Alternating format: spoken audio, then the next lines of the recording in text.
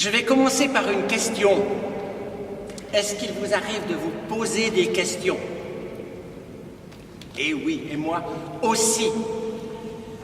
Et parmi les questions qu'on peut rencontrer dans le cheminement du chrétien, il en est une qui me taraude, qui m'interroge, qui m'interloque, qui me désespère parfois.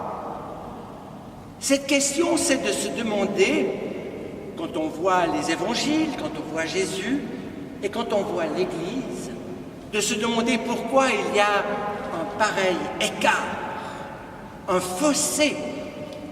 Imaginons un extraterrestre ou quelqu'un qui n'a jamais entendu parler de la foi, qui est d'un côté la lecture des textes et qui de l'autre côté regarde le déploiement de l'Église dans les 2 millénaires qui se sont achevés, il aurait de la paix. Quand on voit Jésus, par exemple, Jésus qui marche à pieds nus sur les chemins, il n'y avait même pas de route, de Galilée, comme un hippie, on dirait aujourd'hui, et qu'on se transporte à Rome un jour de grande solennité, quelle différence!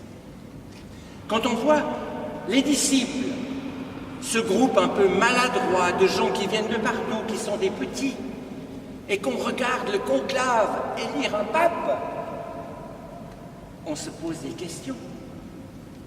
Quand on voit Jésus sur le mont des Béatitudes en train de donner son enseignement, son sermon sur la montagne, et qu'on se transporte dans les milliers de facultés de théologie du monde, et les centaines de milliers de livres qui ont été écrits,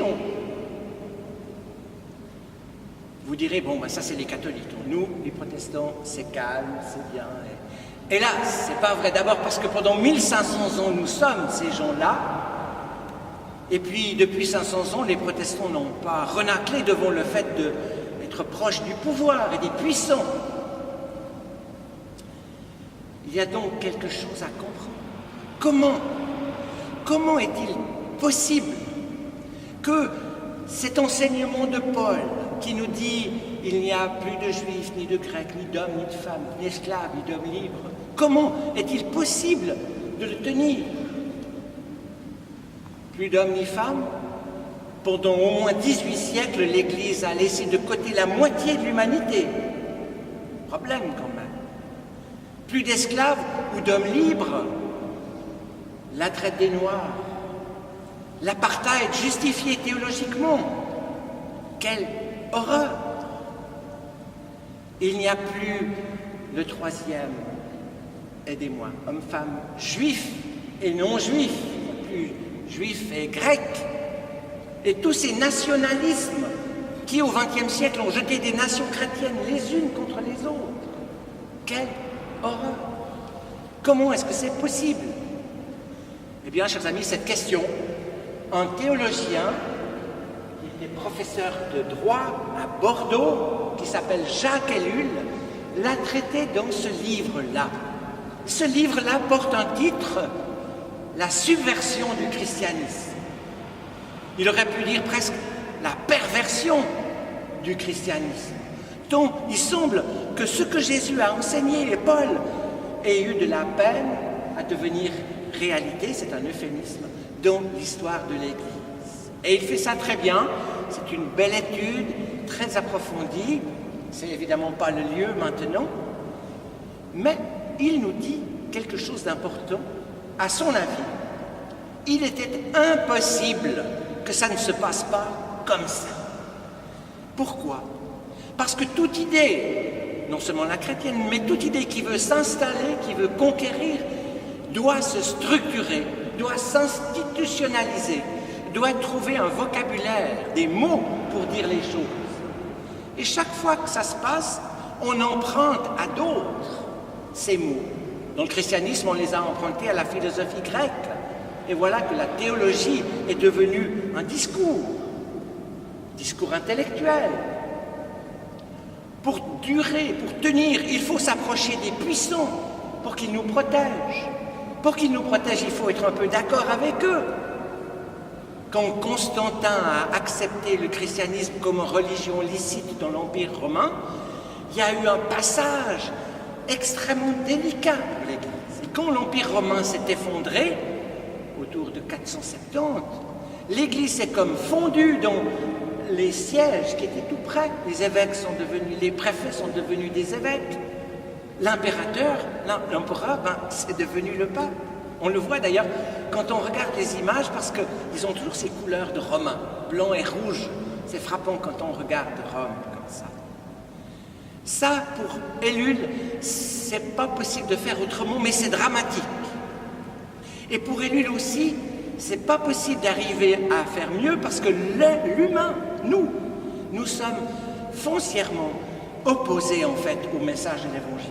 L'Évangile a de la peine à nous rencontrer. Ainsi donc, on est comme perdu.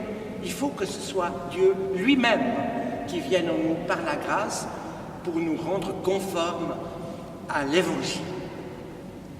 Alors vous direz, si on n'y arrive pas, on est bien, on est beau, on est bien, comme on dit dans Canton de Vaud. Et il y a une ouverture. Et cette ouverture, elle est biblique évidemment. C'est l'idée qu'à l'intérieur de soi, il faut garder une part de liberté par rapport aux choses. Il faut garder une distance. Et Jacques Ellul, qui est kierkegaardien et barthien, un philosophe et un théologien qui insiste sur l'extériorité de Dieu, sur l'individu, Jacques Ellul nous invite à être dans cette liberté, à garder cette liberté. Et on entend au loin les paroles de Jésus qu'on vient de lire, quand il nous dit « Vous êtes dans le monde, mais vous n'êtes pas du monde. Je ne te prie pas de les enlever du monde, mais de les préserver du malin, du mauvais. » C'est ça les paroles de Jésus. Et on entend aussi l'apôtre Paul nous dire « Ne vous conformez pas au présent siècle, mais soyez renouvelés de votre intelligence pour comprendre ce qui est bon, juste et parfait. » Ainsi, il est possible de vivre, il est même nécessaire de vivre à l'intérieur de structures, d'institutions, de choses lourdes, mais nous pouvons le vivre de manière différente, avec ce grain de sel, avec ce levain de l'Évangile, qui fait que nous ne sommes jamais prisonniers ou complices de ces structures de pouvoir, de ces structures d'argent, de ces structures qui nous écrasent.